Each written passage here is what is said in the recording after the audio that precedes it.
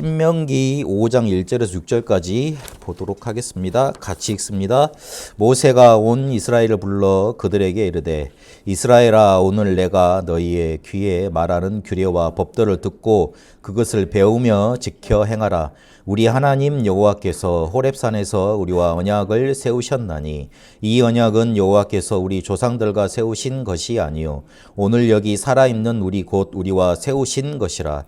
여호와께서 산이 불 가운데서 너희와 대면하여 말씀하시매 그때 너희가 불을 두려워하여 산에 오르지 못하므로 내가 여호와와 너희 중간에 서서 여호와의 말씀을 너희에게 전하였노라.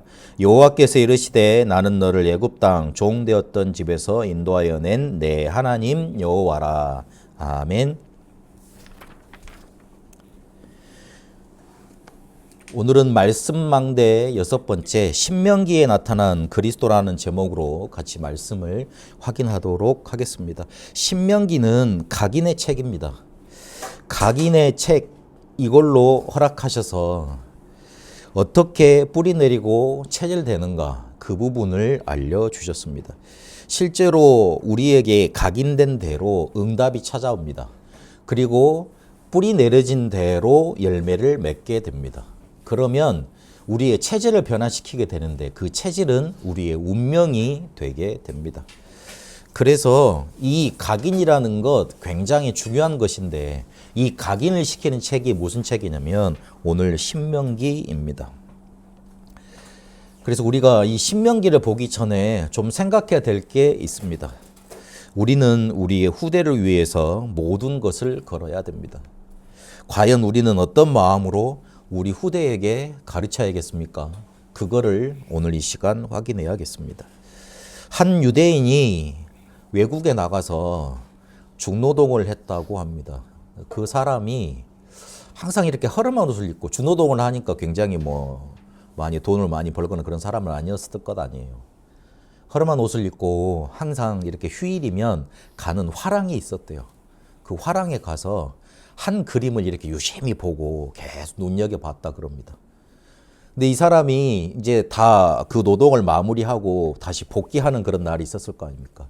자기가 가지고 있던 돈 그거를 다 이렇게 해가지고 그 그림을 하나 사서 귀국을 했다고 합니다. 근데 이 사람의 행색을, 이 사람이 어떻게 살아왔는가를 그 화랑의 사람을 알고 있을 거 아니에요. 물어봤어요. 당신 이렇게 돈 많이 버는 사람 같지 않은데 어떻게 이거를 사가느냐 그러니까 우리 아들이 사실은 그림을 그린다. 그래서 내가 이 돈을 모아서 우리 아들에게 이거를 주려고 가지고 간다. 그렇게 말을 해서 갔다고 그럽니다. 유대인이 후대를 바라보는 마음이 그렇습니다. 여러분 중노동 알바 해보셨습니까? 우리 랩런트들 힘들어요. 중노동 해봤습니까? 더 힘듭니다. 저도 교회에서 공사하고 막 이럴 때 많이는 못 해봤어요. 조금 체험을 해봤거든요. 집에 와서 막 하루 며칠도 알았다니까요. 근데 그런 걸 다 감수하면서도 자기 아들을 위해서 자기 모든 생을 거기에다 투자했던 겁니다. 유대인들은 그런 사상을 갖고 있었습니다. 그러니 나라가 2000년 동안 없어도 살아남을 수 있었어요. 유대인은 2000년 동안 살아남을 수 있었던 비밀이 교육에 있었습니다. 우리도 그래야 됩니다. 우리 랩런트들 이번에 졸업식이 있어가지고 학교를 2군데를 제가 갔다 왔거든요. 그런데 가서 보니까 한 군데는 미션스쿨, 한 군데는 이제 그냥 중학교. 그러니까 가서 봤는데 다 축하하는 분위기고 좋던데 하나 이렇게 마음에 딱 남는 것들 순서가 있더라고요. 교장 선생님 훈사, 송사, 보내는 말. 그 교장 선생님들이 세상으로 우리 학생들을 파송을 하는데 무슨 말을 해줄까 이런 것들을 농축을 해가지고 전달하는 그 시간 아닙니까? 그래서 참 저때 미션스쿨 같으면 복음이 조금 선포됐으면 좋겠는데 전혀 그러지 않는구나 생각을 했고, 그리고 그 다른 학교 가서는 원래 이렇게 공교육하는 데니까 정말 저수지구나. 우리나라 참 후대 교육 너무나 이렇게 안타깝다는 생각을 많이 들었고 막 그랬습니다. 모세가 어떤 마음으로 신명기를 썼는지, 신명기에 나타난 설교를 했는지 조금 생각을 해봐야 됩니다. 자기는 가나안에 들어갈 수 없어요. 하나님이 못 들어가게 하신다 그랬어요. 근데 그게 가나안 땅이 바로 보이는 눈앞에서 하시는 말씀이에요. 그리고 같이 갈 수가 없어요. 내가 없을 때 저 후대들을 이끌어 줄 분이 누구겠느냐. 분명히 가나안 땅 들어가기 전에 40일 동안 정탐을 했잖아요. 근데 그때 불신앙의 보고를 듣고 이스라엘 백성이 뭐라 그랬어요? 우리의 처자들이 다 잡히우고 죽일 거다 안타까워했던 불신앙했던 그런 사람들 아닙니까? 근데 저들을 어떻게 하면 저 땅에서 살아남게 할 수 있을까? 그 마음을 가지고 지금 모아놓고 설교를 하고 집회를 한 것 아니겠어요? 자기의 사명과 생은 이제 끝나지만 새로운 언약의 땅에서 후대들은 시작을 해야 되잖아요. 우리 부모들이 가장 안타까운 게 그거예요. 부모들의 생은 활동은 유한하잖아요. 그리고 객관적으로 봤을 때 먼저 가야 되잖아요. 그러면 그럴 때 남아있는 우리 후대들은 잘 살 수 있을까? 그 걱정 아니겠어요? 모세는 아마 그런 마음으로 내가 없는데 내가 저들을 이끌어줄 수 없는데 저들의 성질을 잘 아는데 하나님께 몇 번 반기를 들었는데 그리고 저주 받을 수밖에 없는 재앙 받을 수 없는 일들을 많이 하는데 저로도 똑같이 반복을 하면 어떨까? 그런 생각이 있었겠습니까? 그래서 새로운 언약의 땅에서 그들이 살아갈 수 있도록 충분히 하나님의 능력을 받고 살아갈 수 있도록 안타까운 마음에 어떻게든 뭔가 전달해주고 싶은 마음에 3번의 설교를 하게 됩니다.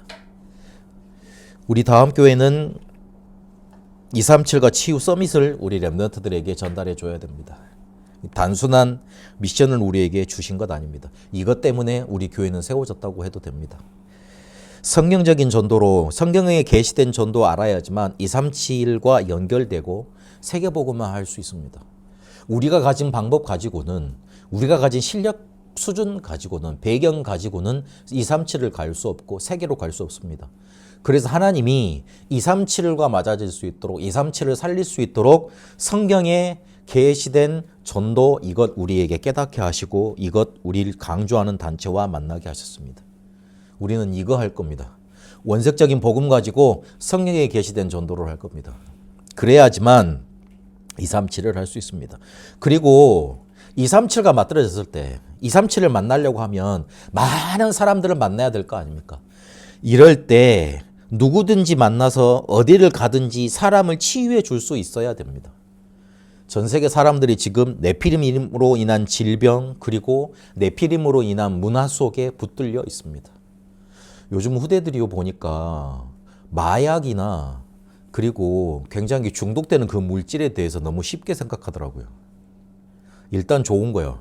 일단 내 육체적인 쾌감이 중복되기만 하면 좋은 거예요. 그리고 내 모습만 겉으로 봤을 때 좋아지면 되는 거예요. 그래서 지금 내가 뭔 걸 먹든지 간에 별 상관없는 거예요. 그걸 이용을 해가지고 굉장히 파고드는 세력들이 많습니다. 특히 지금까지 우리나라는 마약 청정 국가였잖아요. 그 말은 무슨 말이에요? 아직 마약을 접해본 사람들이 많이 없다는 뜻이잖아요. 그러면 반대편으로 봤을 때 무슨 뜻이겠어요? 야, 많이 팔아먹을 수 있겠구나. 중독시켜 놓으면 굉장히 많은 숫자의 고객들, 클라이언트들을 유지할 수 있겠구나. 그렇게 보이지 않겠어요? 그래서 어떻게든 다른 곳에서 뚫으려고 하는 나라가 우리나라인 거예요. 그래서 많은 사람들 생각 속에 특히 우리나라의 광고에 보면 담배 광고, 그 다음에 뭡니까? 술 광고 많죠. 어느 나라 미디어보다, 어느 나라 광고보다 술 광고 많은 데가 우리나라예요. 술도 많이 먹긴 하지만. 그래서 이런 네피림 문화, 네피림 질병들을 가지고 사람들을 완전히 사로잡으려고 합니다. 근데 그거 치유할 수 있는 길은 오직 복음밖에 없어요. 그래서 오직 복음 강조해주는 그런 치유의 서밋으로 만드는 응답을 우리가 계속 누려갈 겁니다. 그리고 우리 렘넌트들을 영적인 서밋으로, 기능 서밋으로, 문화 서밋으로 세계복음화의 주역으로 인도해 줘야 됩니다. 영적인 왕으로, 영적인 재벌로, 영적인 지도자로요. 하나님이 그렇게 부르셨어요. 그래서 지금 어떻든 간에 우리 렘넌트들에게 복음 제대로 전달해 줘서 세계복음화의 주역으로 쓰임 받도록 인도해 줘야 됩니다. 그래서 우리 교회 영어 명칭이 DER/미션입니다. 다락방, 이반젤리즘, 그리고 렘넌트, 그리고 세계복음화입니다. 미션. 우리 교회는 이것 때문에 세워졌습니다. 그래서 이거 위해서 우리 교회는 생을 걸고 이거 계속 전달할 겁니다. 신명기는 모세의 마지막 메시지라고 그랬습니다. 신명기 이름 뜻을 보면 히브리어로는 드바림이라는 뜻입니다. 드바림, 말씀들이라는 뜻이에요. 이게 70인역으로 번역이 되면서 헬라어로 번역이 됐잖아요. 그 제목이 뭐였냐면 두테로노미온, 두 번째 법, 거듭되는 법이라는 뜻입니다. 신명이란 말이 무슨 말이죠? 한자로 이렇게 번역이 되면서 뭐라고 표현을 했냐면 신명이 새로운 신자가 아니고 거듭 신자예요. 그러니까 명은 명령 명자잖아요. 거듭해서 명한다는 뜻이에요. 그러니까 계속해서 명했다, 강조했다 그런 뜻이 담겨 있는 제목입니다. 모압 평지에서 가나안 들어가기 직전에 하나님의 계획을 자세히 설명한 책이에요. 잡혀 죽을 것이라고 염려했던 2세대들을 모아놓고 모세가 전한 최후의 메시지입니다. 그래서 3개의 설교가 나옵니다. 1장부터 4장까지 역사를 회고하는 과거에 대한 메시지가 나옵니다. 5장부터 26장까지 10계명과 율법을 어떻게 너희들이 지켜야 해서 살 것이냐 현재에 대한 메시지가 나옵니다. 그리고 27장부터 34장까지 율법을 순종해라. 그리고 후계자 여호수아를 임명하는 장이 나옵니다. 미래에 대한 준비를 해놓고 갑니다. 이렇게 3가지 설교로 신명기가 구성되어 있습니다. 거듭 명했다. 뭘 시킨 겁니까? 말씀 훈련을 시킨 겁니다. 우리 렘넌트들이 세계 복음화하는 사람으로 세워지는 가장 좋은 방법, 가나안 2세대를 가나안 정복할 수 있는 사람들로 세우는 제일 좋은 방법이 뭐냐? 말씀 훈련을 시키는 거예요. 우리 렘넌트들 그리고 우리 자신을 세계 복음화할 수 있고 하나님의 능력과 응답을 누릴 수 있는 사람들로 만들 수 있는 가장 좋은 방법, 말씀 훈련을 시키는 거예요. 말씀을 거듭해서 전달하고 각인시키는 방법이에요. 사단의 망대를 하나님의 망대로 바꾸지 않으면 우리가 쓸데없는 필요 없는 재앙을 만나야 됩니다. 왜 나는 일이 잘 안 되지? 왜 나는 자꾸 일이 꼬이지? 어디에 키가 있습니까? 나도 모르게 하나님의 망대가 안 들어서 있고 사단의 망대가 들어서 있는 거예요. 인정해야 됩니다. 아니 제가 목사님 신앙생활이 몇 년인데 다락방 메시지를 몇 년 들었는데 상관없습니다. 제가 증인이에요. 저도 훈련이라는 훈련은 다 앞에 선두에 붙어서 받아봤어요. 제가 고등학교 때부터 다락방을 많이 뛰었다니까요. 상관없더라고요. 내가 뭐 열심히 복음을 전했냐, 사람을 많이 전도를 했냐, 상관이 없더라니까. 열심히 특심이었냐, 상관이 없더라니까요. 순간순간 메시지의 은혜는 받고 그 은혜 가지고 현장에 전달하면 역사는 일어나고 사람은 살려줘요. 그런데 현실에 돌아와서 나 혼자 있을 때는 사단의 망대로 가득한 거예요. 그래 놓으니 바뀌질 않는 거야.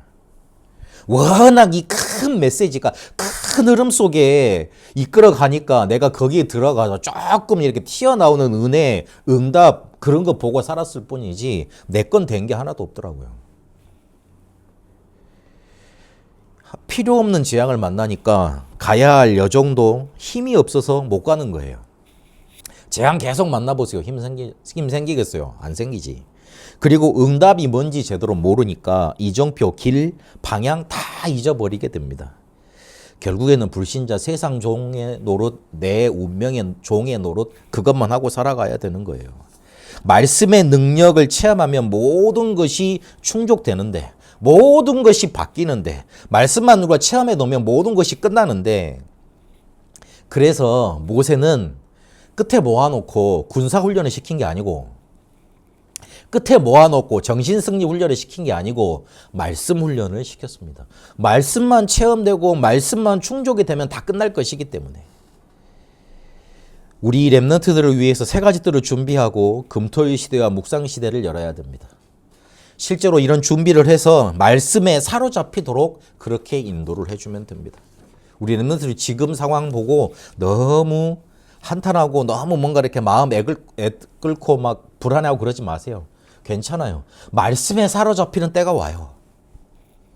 우리가 우리 렘넌트들을 다 쫓아가면서 그들의 상처를 돌봐주고 그들의 미래를 컨설팅해주고 그들의 배경이 될 수가 없잖아요. 말씀에 사로잡히도록만 만들어주면, 말씀에 사로잡히도록 하나님의 은혜가 임하도록 우리가 기도해주면 그들이 어느 순간 말씀에 붙잡히고 사로잡힐 것 아닙니까? 그러면 끝나는 거예요. 그래서 그 훈련을 한 게 뭐냐? 신명기였다. 그러면 오늘 본론에서 신명기에는 어떻게 그리스도가 나타나 있는가 오늘 확인해야 됩니다. 중보자 모세와 그리고 도피성으로 그리스도가 나타나 계십니다. 신명기 5장 5절에 보니까 그때 너희가 불을 두려워하여 산에 오르지 못하도록 내가 여호와와 너희 중간에 서서 여호와의 말씀을 너희에게 전하였노라 여호와께서 이르시되 그랬습니다.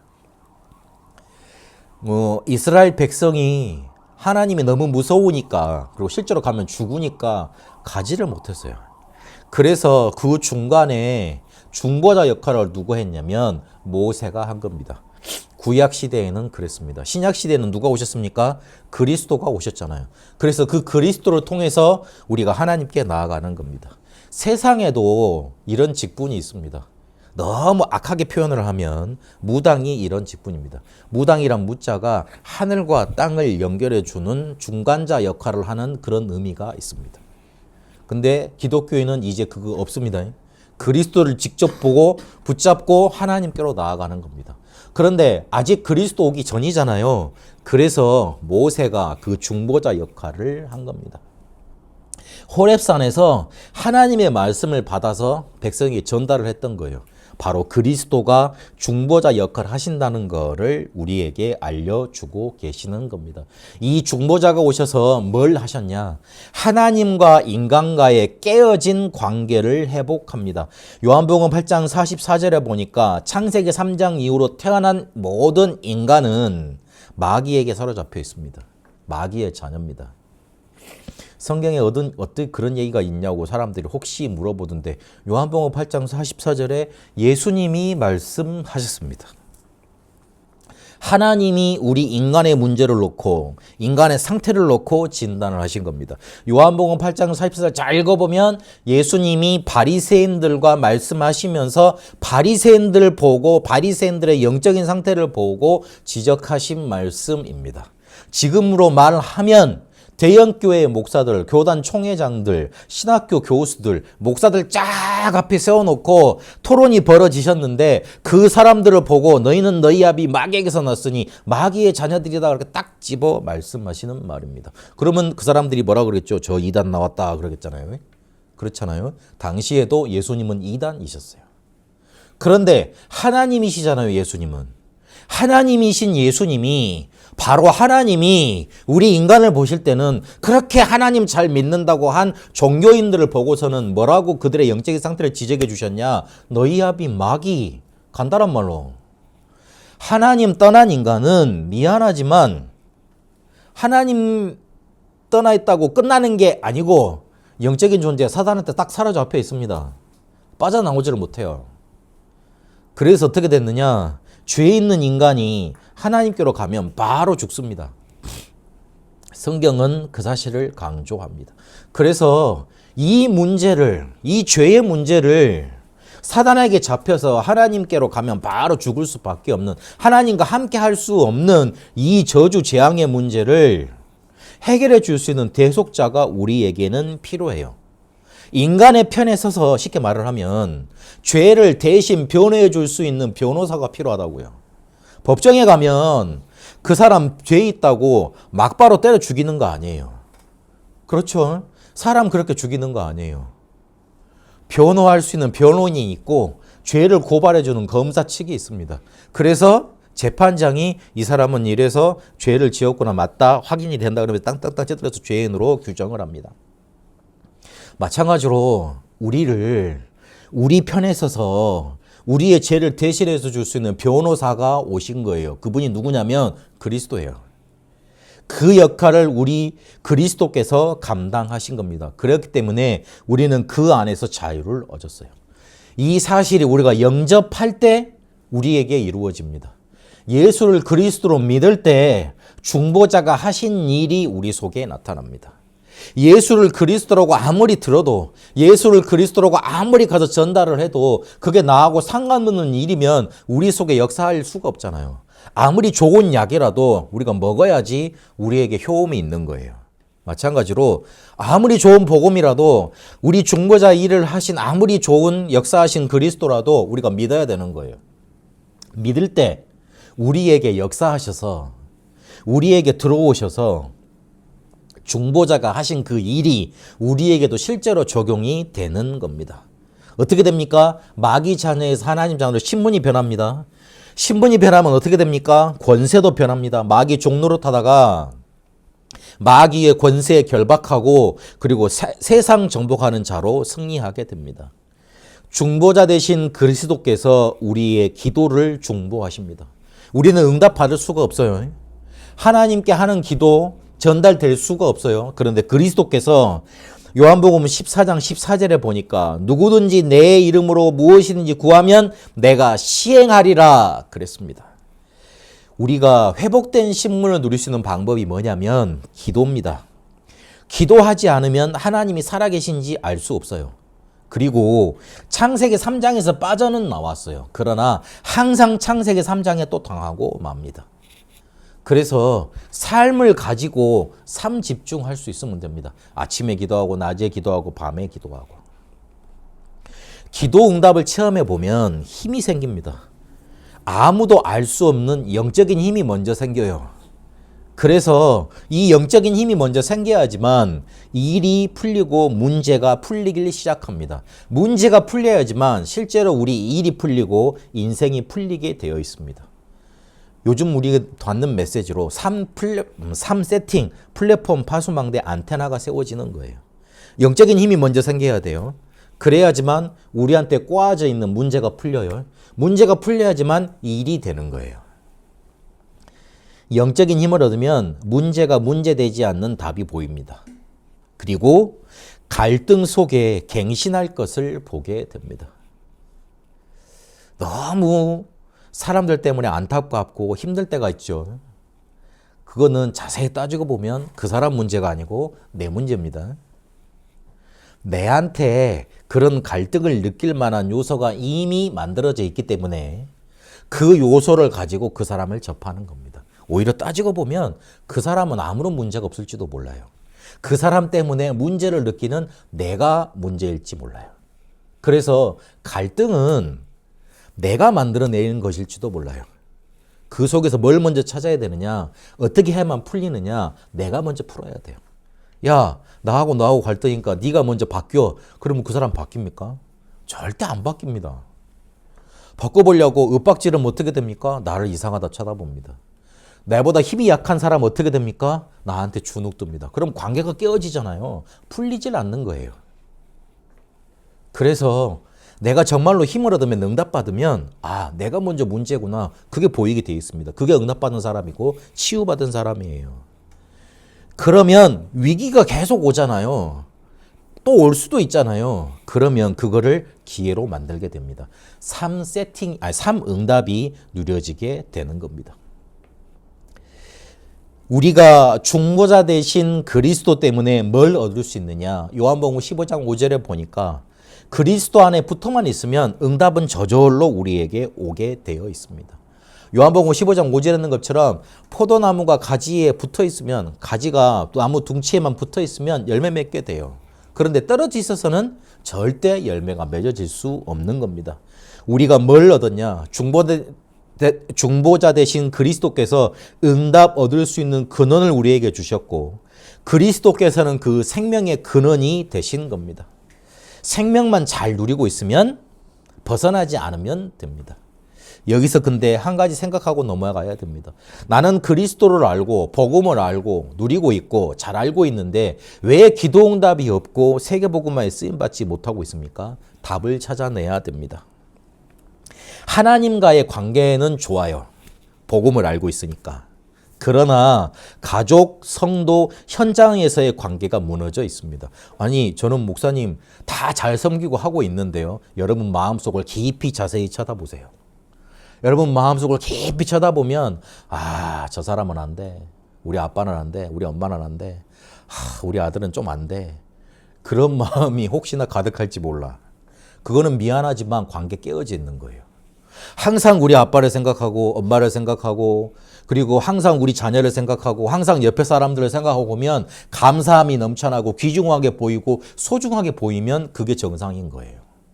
그런데 내가 가장 가까운 관계 속에서 그리고 내가 끊어낼 수 없는 관계 속에서 감사함이 생기지 않고 소중함이 보이지 않는다. 이미 무너져 있는 거예요. 이미 무너져 있으면 어느 순간에 어떻게 나타납니까? 원망으로 나타납니다. 미움으로 나타납니다. 그 미움이 어떻게 됩니까? 완전히 관계를 단절해 놓는 벽이 생깁니다. 가족, 성도, 현장, 쉽게 말하면 나하고 딱 연결되어 있는 그런 고리들 아닙니까? 그 관계가 무너져 버리면 하나님의 은혜가 흘러갈 수 있는 길이 막히는 거잖아요. 그럼 어떻게 되죠? 전도문은 안 열리게 되는 거죠. 나만 좋은 거예요. 반쪽짜리 신앙이 돼버리고 마는 겁니다. 그래서 결단하셔야 돼요. 단번에 고칠 수는 없겠잖아요. 하나님, 나는 은혜 받고 치유받은 자로 힘 가진 자로 저들을 살리는 사람이 되겠습니다. 팔복 중에 이런 말이 있습니다. 온유한 자는 그 땅을 기업으로 받게 될 것이다. 그랬습니다. 온유한 자 뭡니까? 어떤 것도 문제가 되지 않는 사람. 어떠한 관계 속에도 문제가 걸거침이 걸림돌이 되지 않는 사람. 그걸 뜻하는 것 아닙니까?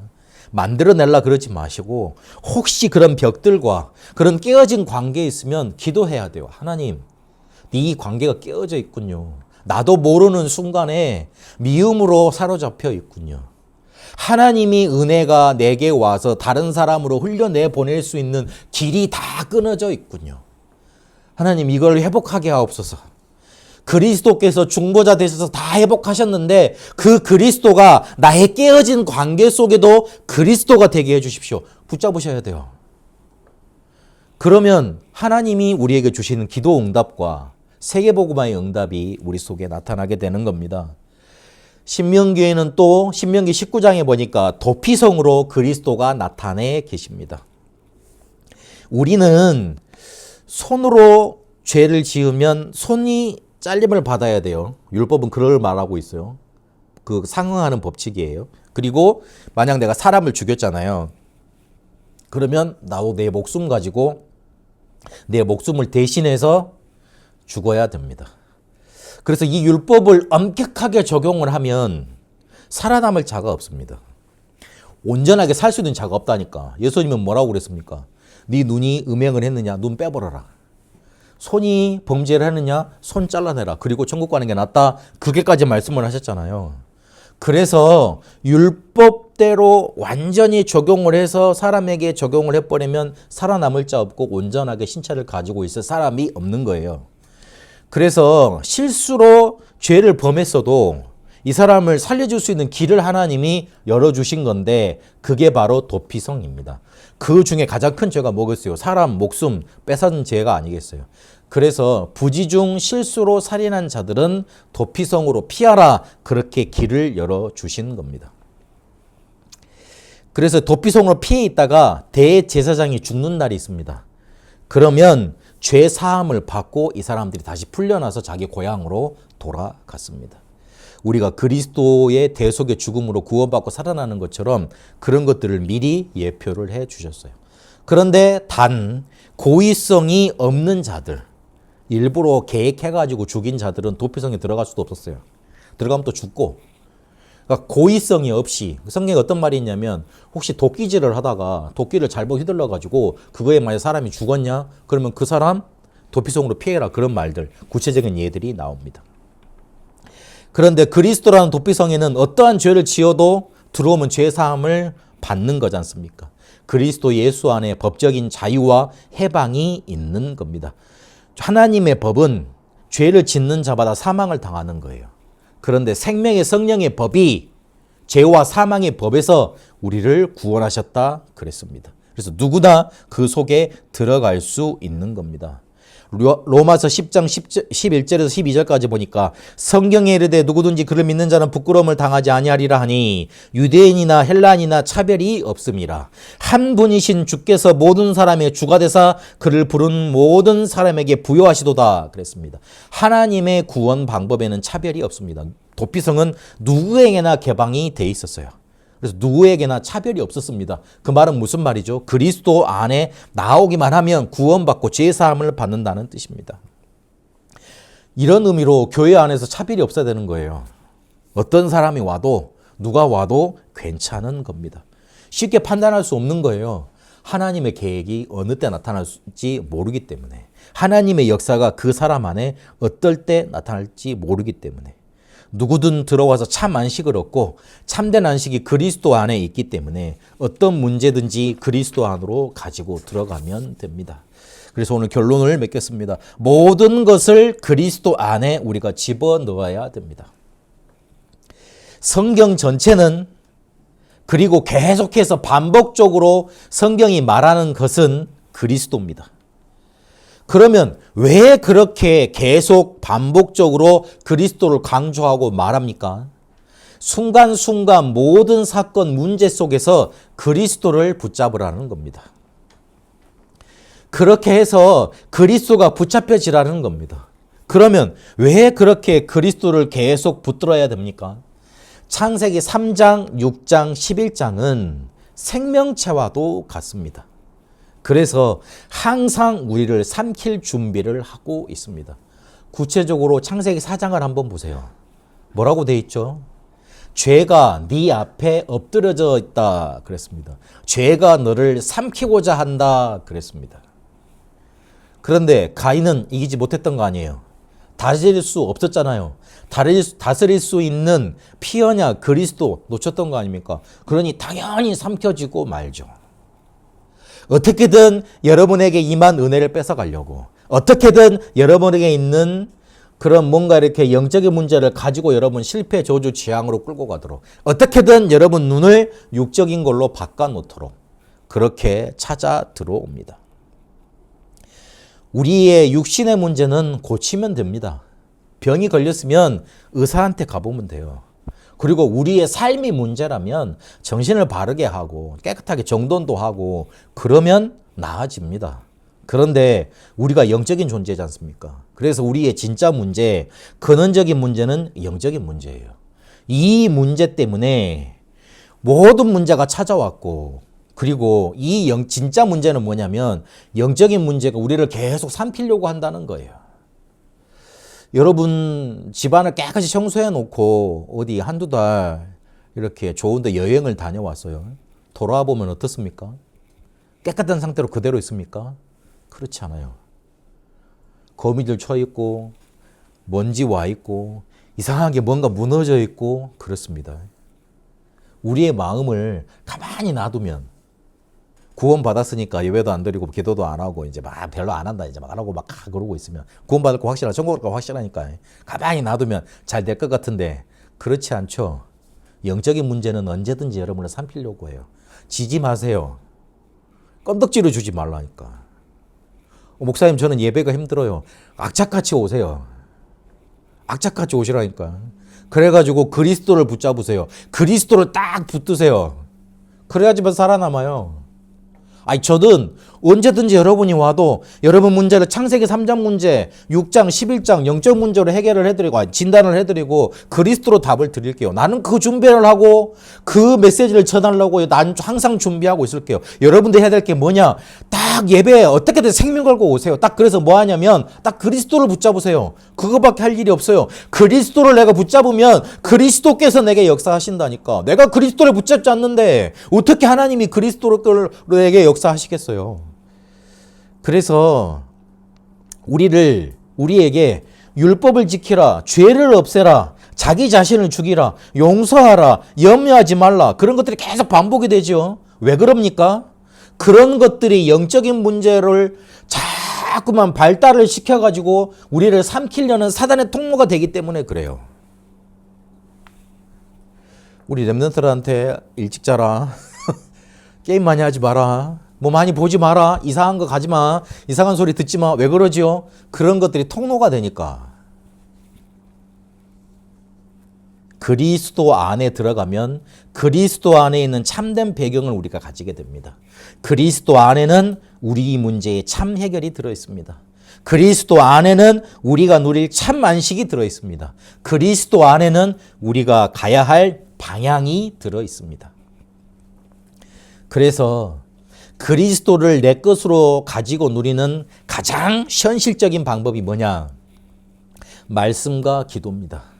이 말씀과 기도를 예배를 드리면서 말씀 속에서 그리스도를 듣고 말씀 속에서 그리스도를 나에게도 언약으로 주셨구나 딱 믿으면 돼요. 그때 각인이 됩니다. 예배 오셔가지고 그리스도가 또 나의 답이구나 또 그렇게 믿기만 하고 들려지기만 하잖아요. 각인돼요. 그때 각인돼요. 다 안 외우셔도 괜찮아요. 다 외워도 솔직히 어디 가서 이렇게 우리가 뭐 이렇게 상장 주고 그러는 거 아니잖아요. 그것만 해도 돼요. 목사님이 말하는 것처럼 내 문제가 또 영적인 문제였구나. 내가 또 여기에 당하는 거였구나. 또 그래서 난 또 그리스도가 필요하구나. 붙잡으면 돼요. 그러면 그때 각인돼요. 그러면 그 각인된 언약을 가지고 조금만 내 삶을 가지고 기도하면 돼요. 뭔지 기억 안 해도 괜찮아요. 이미 들어와 있기 때문에 삶 가지고 내가 기도 조금만 그리스도 중심으로 일곱 망대 여종 중심으로 조금만 삶 집중하면 25 하나님의 응답이면 3 세팅되고 영원 작품으로 만들어지는 3 응답이 내게 오게 되어 있습니다. 그때 뿌리 내려집니다. 어떻게 됩니까? 순간순간 속지만 않으면 그게 내 체질이 됩니다. 뿌리까지 잘 내려있다가 왜 어느 순간에 한 번에 변합니까? 욱하는 상황들이 오잖아요. 열받는 상황들이 오잖아요. 한번 터트려. 그러면 시원한데 그때 내가 만들었던 그릇이 다 깨져버리는 거예요. 그건 조심하셔야 돼요. 만들기는 어려워요.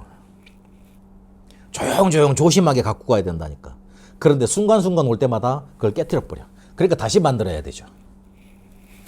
그게 체질로 안 바뀌어지는 문제예요. 각인 뿌리는 잘 되는데 왜 우리의 운명을 바꿀 만큼 그게 큰 뭔가 망대가 되지 못하느냐. 순간순간 속아버리기 때문에 그래요. 그러면 목사님들 계속 순간순간 속는 어떻게 해요? 괜찮아요. 괜찮으니까 그때마다 속았더라도 그 뒤에 바로 뒤에 하나님 목사님이란다. 하나님 제가 속았습니다. 또 내가 놓쳤습니다. 또 붙잡습니다. 그 믿음의 고백을 하시라고요. 그리 잘 안 되던데요. 아니요. 계속 그렇게 해보세요. 어느 순간에 보면 딱 욱하던 거, 딱 열받던 거, 어느 순간에 보면 딱 그거 넘어서는 믿음의 그릇으로 딱 만들어져 있습니다. 체질로 만들어집니다. 분명히 그렇다니까요. 예배 때 그리스도를 붙잡으세요. 각인됩니다. 그것 가지고 조금만 기도하세요. 뿌리 내립니다. 그리고 삶 속에 조금만 순간순간 뭔가 나를 확 사로잡는 그 문제 앞 속에 믿음의 고백하시고 조금만 기도하세요. 그때 어마어마한 체질이 변하는 응답, 믿음의 그릇이 만들어집니다. 하나님은 우리에게 신명기를 통해서도 또 그리스도를 강조해 주고 계십니다.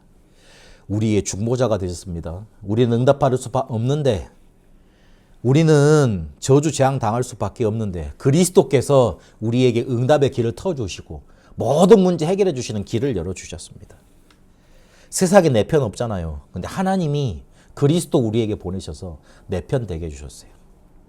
그래서 우리는 그리스도 안으로 그 도피성 안으로 들어가기만 하면 됩니다. 그리스도를 한순간 또 충만하게 누리시는 응답이 넘쳐나게 되시길 바랍니다.